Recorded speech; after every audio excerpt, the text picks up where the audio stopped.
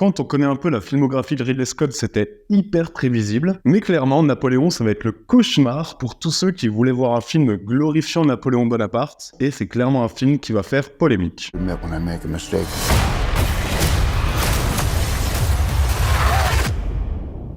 I simply never do.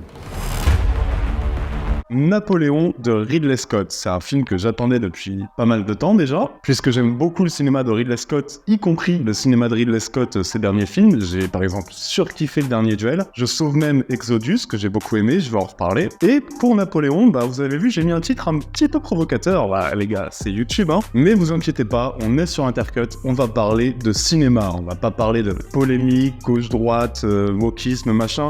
On va laisser ça au copain Antoine Goya. Nous, on va vraiment parler de cinéma et de la manière dont Ridley Scott va aborder un film dont il rêve depuis quand même près d'un demi-siècle. Napoléon, ça fait quand même presque 50 ans qu'il l'a en tête. Et c'est un film qui, oui, comme je l'ai dit, va faire polémique, mais vous allez voir, chaque polémique trouve sa justification dans le parti pris et dans la mise en scène de Ridley Scott. Bon, alors Napoléon, le film, a en tout cas été vendu comme étant une sorte de fresque historique ultra spectaculaire où on va suivre du coup l'ascension et la chute de l'empereur Napoléon Bonaparte. Donc on va bien sûr nous parler de toutes ses conquêtes, de tous ses exploits militaires entre guillemets, mais on va aussi beaucoup nous parler de l'homme, et notamment de ses rapports hyper passionnels, hyper tourmentés, voire hyper toxiques, avec Joséphine, qui est le grand amour de sa vie. Joséphine qui va avoir un rôle déterminant, on pourrait même presque plus appeler le film Napoléon et Joséphine. Je vais y revenir, mais c'est un sacré parti pris du film.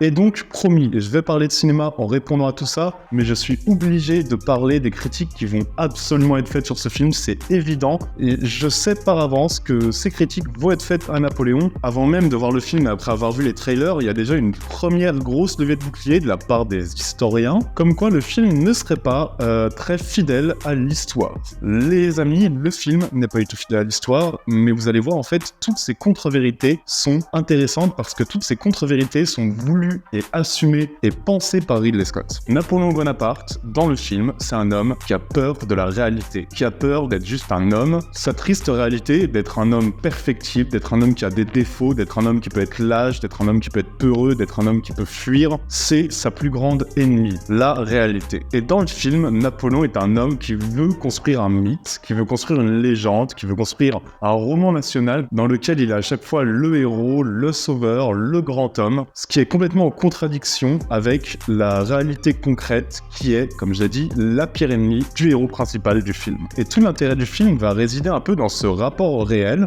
dans l'image qu'on a tous de Napoléon, dont le personnage va essayer de mettre en place des mythes qui s'avèrent être finalement un milieu de la réalité. Et Ridley Scott, il met en image cette légende pour en fait mieux la détruire et mieux la mettre en contradiction avec la réalité de l'homme Napoléon. Et par sa mise en scène, il va nous filmer un homme qui est en proie à des problèmes très très terre à terre, très très humains, un homme complexé, un homme frustré, un homme, comme je l'ai dit, parfois lâche, un homme qui peut avoir des moments géniaux, mais un homme qui est loin d'être le quasi demi-dieu décrit par la légende et que certains attendaient de voir mis en image.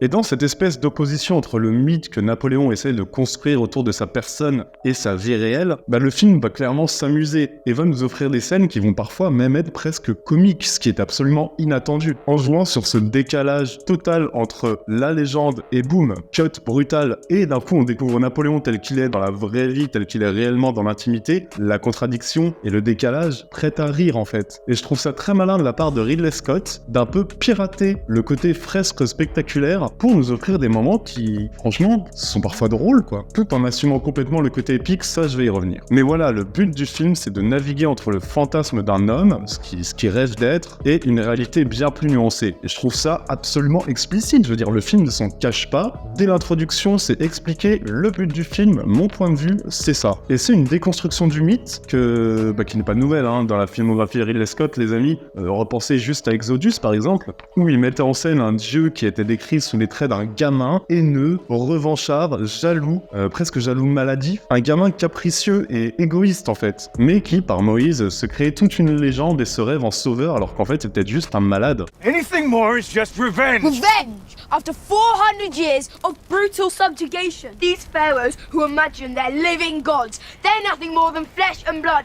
I want to see them on their knees, begging for it to stop! Et là, il y a un petit peu de ça aussi, il y a toujours cette déconstruction du mythe. Un grand homme, certes, mais un homme qui restera toujours bien plus petit qu'il ne rêve de l'être. Et vous savez, quiconque connaît un petit peu la filmographie de Ridley Scott sait que c'est un homme qui a des références très picturales, qui adore les tableaux, qui met en scène des tableaux même dans Prometheus, même dans Alien Covenant, ça ruisselait de partout. Et ici, on va aussi avoir ces tableaux-là, des tableaux d'ailleurs magnifiquement éclairés, on va y revenir, mais des tableaux qui semblent tellement beaux, sublimes, mais absolument pas réalistes, qu'en fait il s'agit de purs fantasmes pour moi. Par exemple, la fameuse scène en Égypte, ou la scène en Russie, c'est son point de vue sur ses conquêtes, donc c'est glorifié, c'est iconisé, c'est superbe, c'est comme je l'ai dit, des tableaux mythologiques, et c'est pas du réalisme pur. Et c'est normal, c'est le point de vue de Napoléon Bonaparte, c'est totalement normal que le film épouse ce point de vue, tout en se permettant parfois de complètement le pirater. Tu peux avoir des scènes qui semblent complètement magnifiques, des grands tableaux à la gloire d'un héros, puis d'un coup un cut,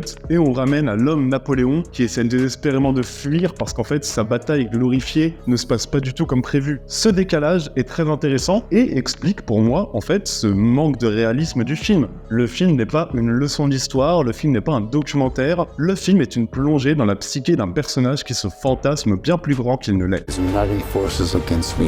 What's the outcome of this if you don't succeed?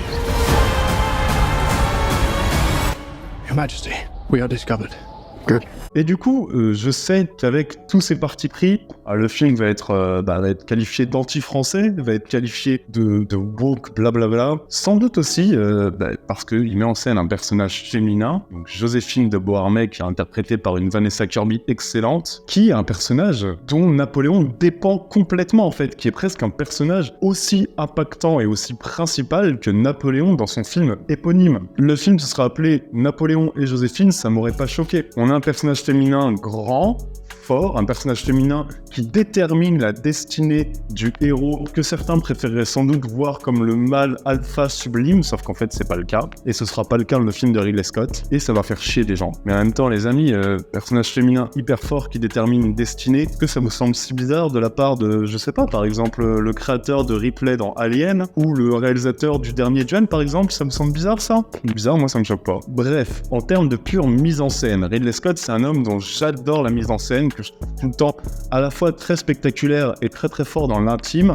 Là-dessus, le dernier duel était un exemple parfait. Et ce que j'aime, c'est que là, il adopte parfaitement sa mise en scène à son propos. Avec tous ses partis pris, il faut savoir comment les filmer. Ridley Scott sait comment les filmer. Ridley Scott va, en mettant en scène ses grands tableaux, s'amuser, par exemple, à filmer Napoléon comme étant un tout petit point, presque insignifiant, presque perdu dans le cadre, à peine visible, au milieu de ces gros plans larges. Des plans larges qui déterminent donc un cadre hyper étendu, donc la grande histoire, où Napoléon semble être, au final, juste pas grand-chose en fait, un petit point, un petit détail. Et ça, c'est un parti pris assez ironique, je trouve. D'autant plus que, pareil, Ridley Scott va pas s'interdire de filmer son héros dans des positions très très compliquées. Il va pas hésiter à montrer Napoléon paniquer lors d'un assaut, ou même fuir lorsque ça tourne mal. Et même lors de ses grandes batailles, c'est pas un homme qui maîtrise absolument tout, comme certains rêvent de le voir en fait. Et le montrer perdu dans sa propre grande histoire, perdu dans ses tableaux fantasmés, c'est quelque chose qui en dit long sur la psyché des personnages. Et qui en dit long sur un personnage qui en fait se fait presque dépasser par sa propre légende. C'est toute l'histoire de Napoléon et c'est la façon dont Ridley Scott le filme. Après attention, hein, ça reste un film qui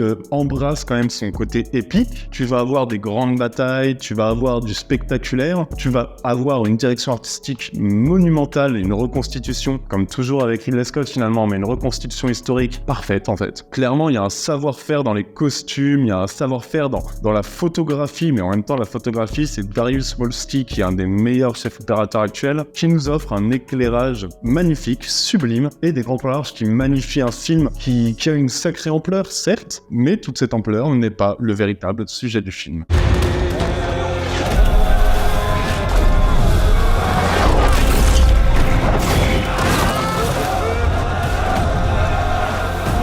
Et en sortant de la salle, moi j'étais moins impacté par toutes ces grandes scènes épiques qui existent que par les scènes entre Joaquin Phoenix et Vanessa Kirby, qui sont des scènes qui définissent tout le personnage de Napoléon. Les scènes sentimentales sont très très réussies. Vanessa Kirby est excellente. Comme je l'ai dit, elle est bien plus percutante finalement qu'un Joaquin Phoenix, mais c'est normal parce que Joaquin Phoenix, il est dirigé pour être parfois un peu grotesque, pour être parfois dépassé par les événements. Il est dirigé pour être l'homme et non pas pour être la légende. Il est dirigé pour être un homme en proie au doute, en proie à la jalousie, en proie à une ambition démesurée, mais qui au final dépend entièrement de l'humeur d'une femme avec qui il y a une sorte de couple toxique, j'ai envie de dire.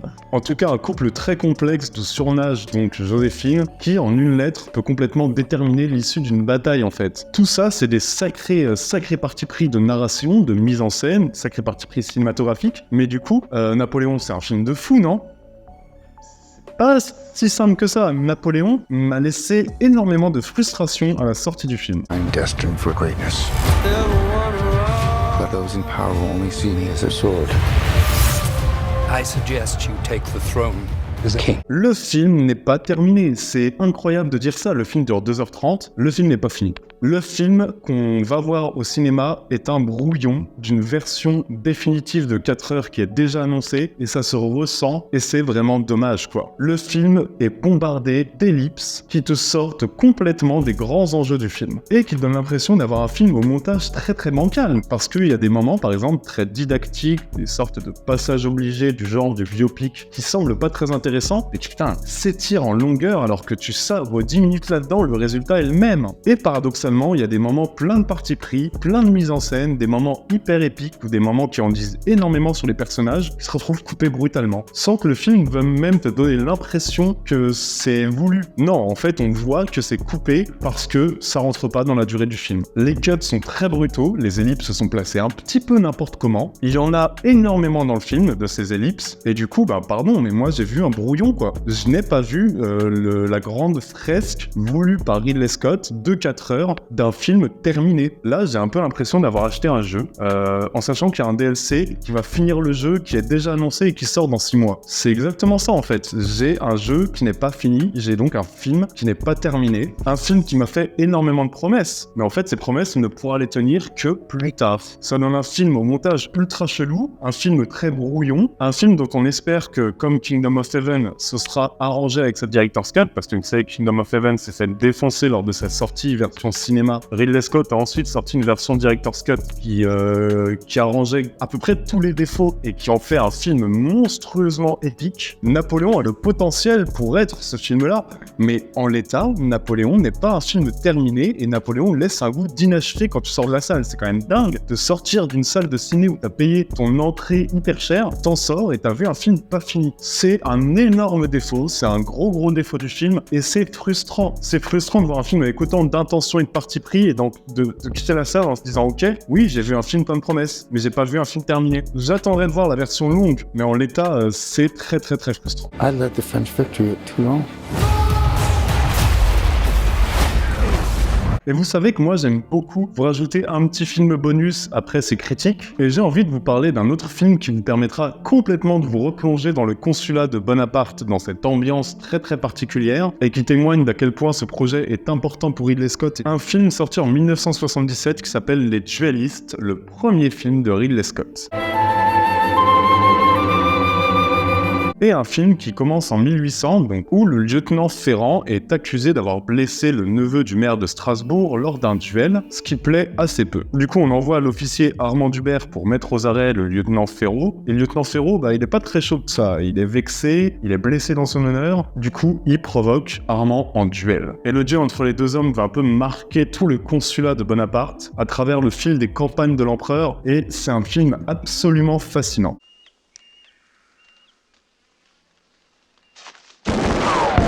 Bon, déjà, clairement, c'est un film qui est très souvent comparé à Barry Lyndon, excusez du peu, et je comprends, parce que c'est un film qui partage avec Barry Lyndon ce souci du détail absolument incroyable. Les Duelistes, c'est un film sublime avec ses décors naturels un petit peu brumeux, avec cette ambiance planante, cette lumière elle aussi naturelle qui te donne des plans mais à tomber. Il y a un plan assez connu des Duelistes que je trouve toujours magnifique, qui m'impressionne à chaque fois. Et c'est aussi un film qui est très très fort sur le côté spectaculaire. Alors c'est un film qui se veut bien plus réaliste que Napoléon, donc les duels sont dans le réalisme, mais le film est hyper intense. Des duels réalistes, ça veut dire quoi? Ça veut dire que dès que tu baisses ta garde, dès que tu te déconcentres une seconde, t'es mort. Autant vous dire qu'avec un tel sujet, la tension qu'il y a lors des duels, elle est phénoménale. Et c'est une fresque historique magnifique, les Duelistes.